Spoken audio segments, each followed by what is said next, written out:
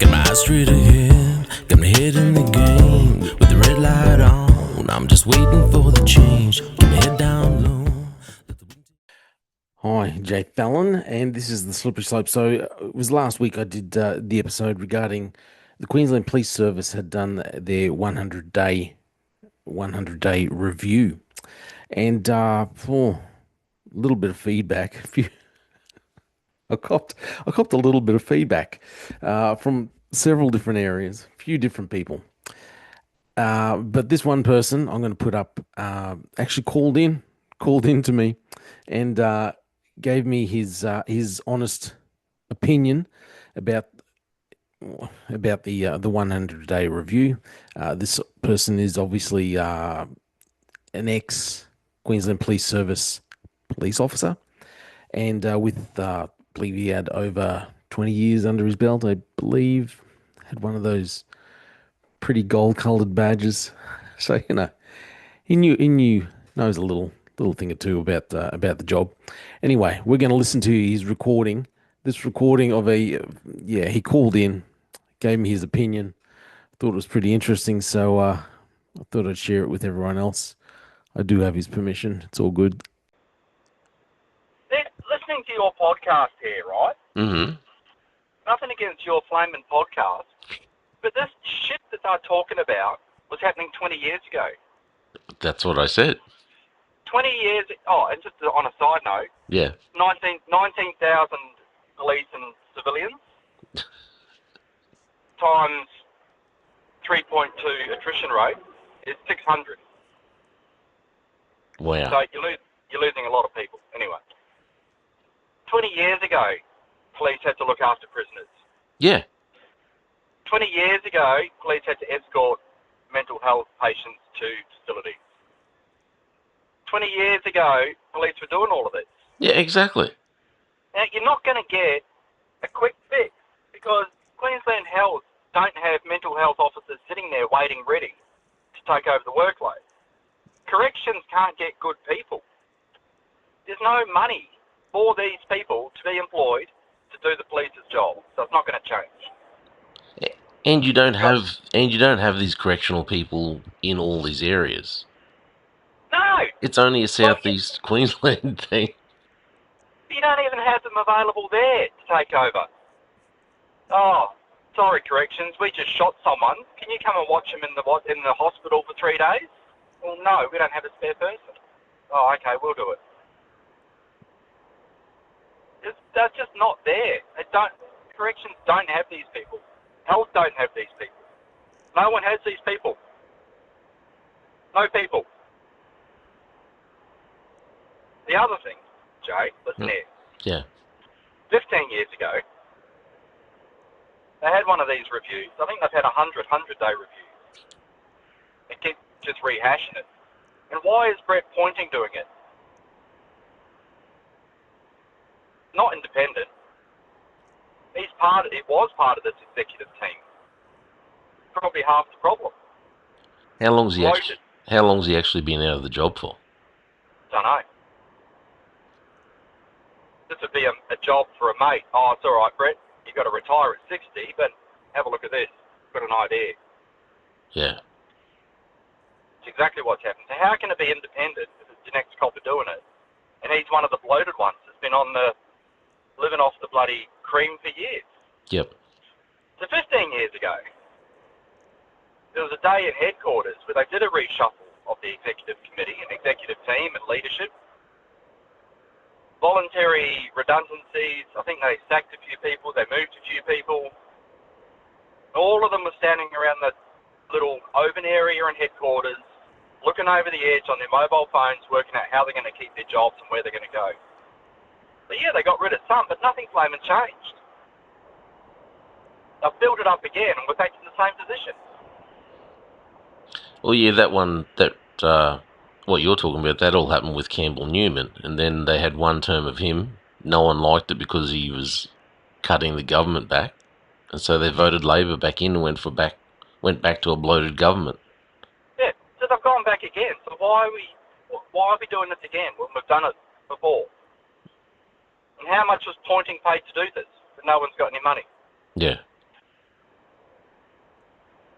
no exit interviews anymore.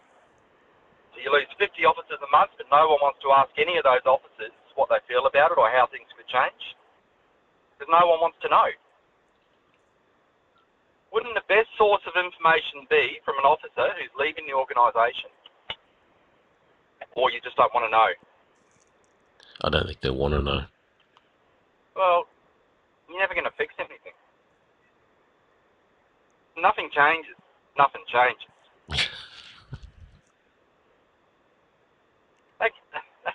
They just can't be serious about it. Obviously, someone's got to be in their bonnet saying we need to do something.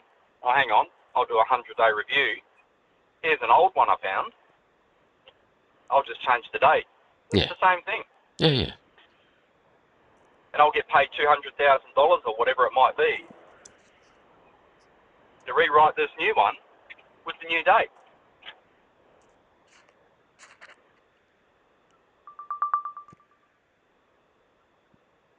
Infuriates me. I can hear it. Why not bring in someone totally independent and have a proper review? Someone that hasn't worked for the police, someone that hasn't been paid $1 squillion over God knows how many years. Someone that actually knows something different from the institution. Because then you might have to actually be transparent. You know how they always talk about transparency? Well, yeah, they are. You don't want to you don't want to actually be transparent. Like government organisation, paid by the taxpayer, run by the government, doesn't want to be transparent? No. Okay, sorry. Must be fucking flaming mistaken. Because one day, people might see what's actually going on. Surely there's someone out there. What's Palaszczuk doing now? Couldn't she do an independent review? No, she's not independent. What about these high-flying executives that run companies properly for a profit? Or people that actually know what they're doing. No. Yeah. Can't do that. No. You need a career police officer. Yeah, that hasn't seen anything else but the police. Yeah. Doesn't know anything else but the police. That's all they want.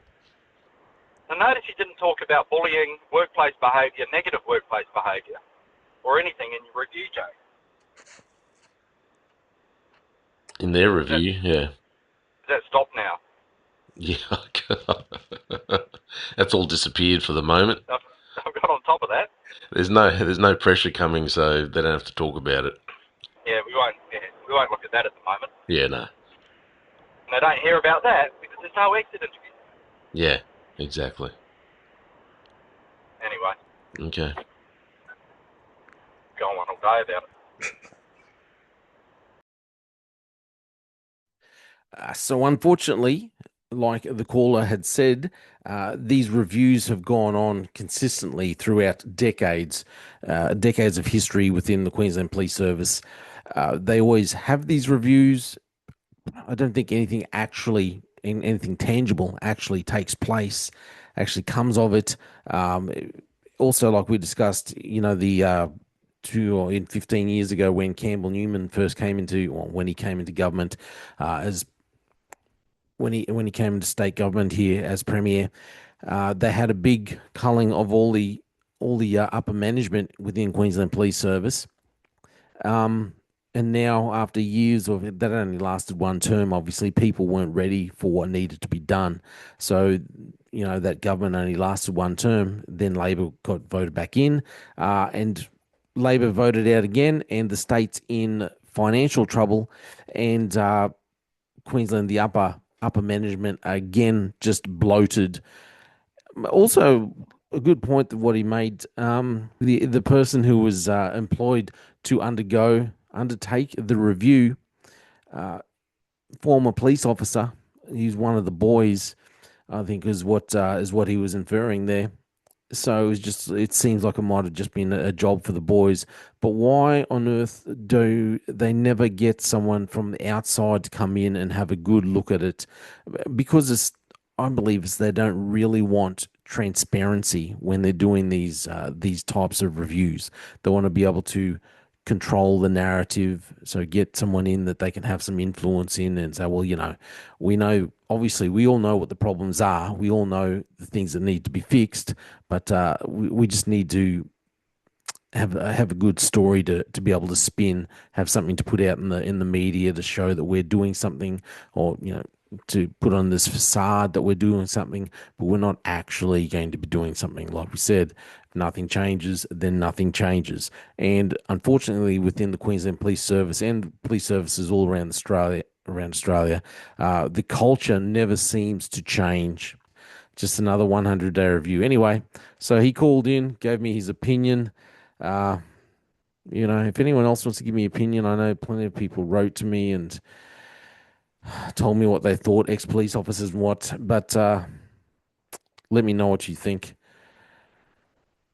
The Queensland Police Service 100-day review. Does any ex-police officers or even police officers who are serving at the moment think that these reviews actually make a difference within the service? Anyway, it's my opinion that it doesn't, and I think it's his opinion as well. Let me know what you think. I'm j-fallon. Thanks for listening to Slippery Slope. They just fuel a desire that will take me higher. I'm on fire because